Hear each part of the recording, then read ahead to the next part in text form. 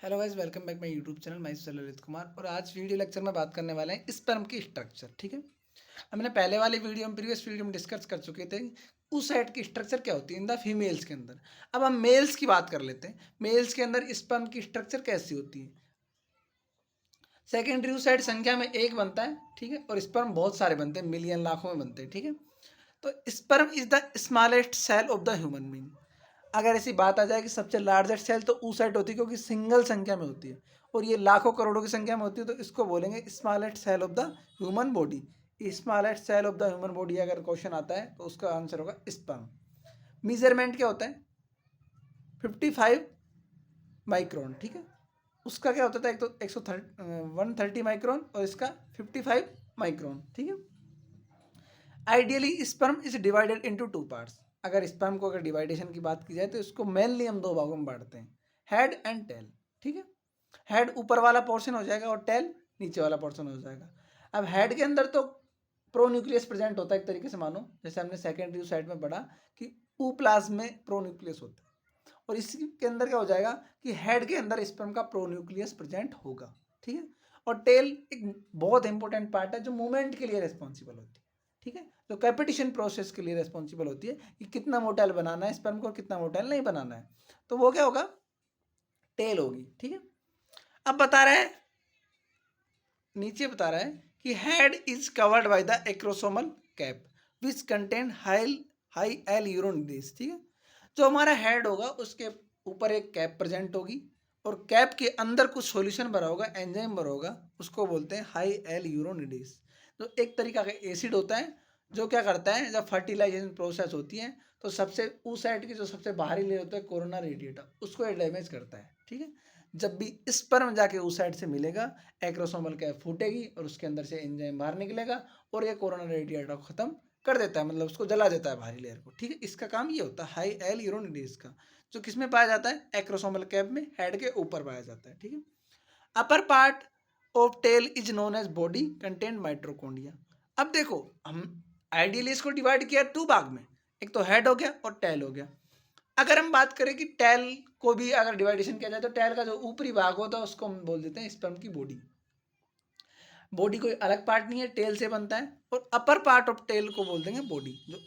ठीक है, content mitochondria 9/9। ठीक है, इसका मतलब ये है कि इसके अंदर माइट्रोकोंडिया की 9 चेन होगी और 9 चेन के अंदर प्रत्येक चेन के अंदर 9 माइट्रोकोंडिया होंगे। तो कितने हो गए टोटल माइट्रोकोंडिया स्पर्म के अंदर के हो गए 81। ठीक है, क्योंकि 9 चेन हो गई और प्रत्येक चेन में कितने माइट्रोकोंडिया, 9, तो टोटल मिला के हमारे 81 माइट्रोकोंडिया एक स्पर्म में पाए जाते हैं। ठीक है, और upper part of the body को क्या बोलते हैं, टेल बोलते हैं। ठीक है, male pronucleus develop by the head and neck, पहले ही बता चुका हूँ कि जो मेल का प्रोन्यूक्लियस होता है, स्पर्म का जो प्रोन्यूक्लियस होता है develop by the head and नेक।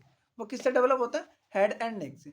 अब प्रोन्यूक्लियस क्या होता है, देखो, जो भी कोई ये हमारी स्पर्म और oocyte की बात करें तो स्पर्म क्या है, सिंगल सेल स्ट्रक्चर है, हैप्लोइड है, एन है, और ये प्रोन्यूक्लियस है। ठीक है, जब दो प्रोन्यूक्लियस मिलते हैं तो न्यूक्लियस बना लेते हैं। ठीक है, ये उसको बोलते हैं प्रोन्यूक्लियस। ठीक है, एक न्यूक्लियस से पहले वाली स्टेज को हम बोलेंगे प्रोन्यूक्लियस।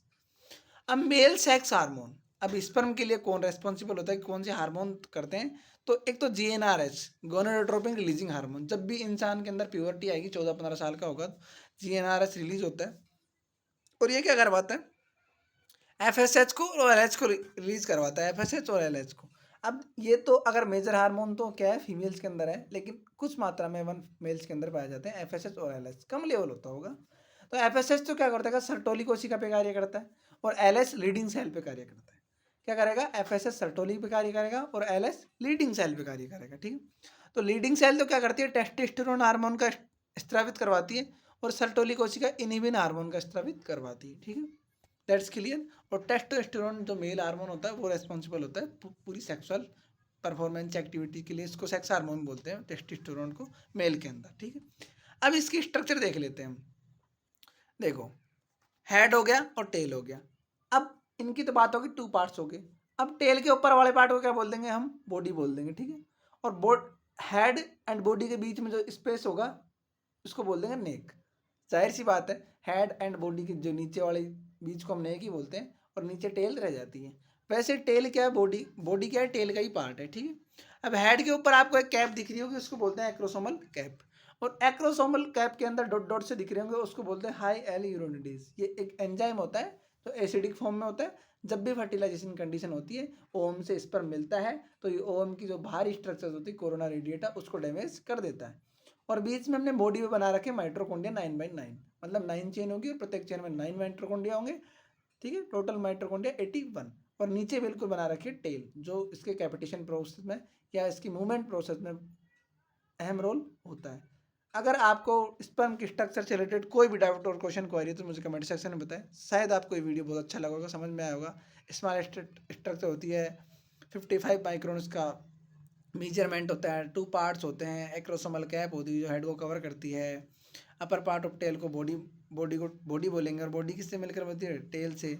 माइट्रोकोंडिया 9/9 होंगे, प्रोन्यूक्लियस हेड प्लस नेक को बोलेंगे, ठीक है। मेल सेक्स हार्मोन पढ़ ही लिए और इसके स्ट्रक्चर में पढ़ ही ली। Thanks for watching. अगर कोई क्वेश्चन क्वेरी है तो मुझे कमेंट सेक्शन में बताएं, और वीडियो को लाइक और चैनल को सब्सक्राइब करें। थैंक्स।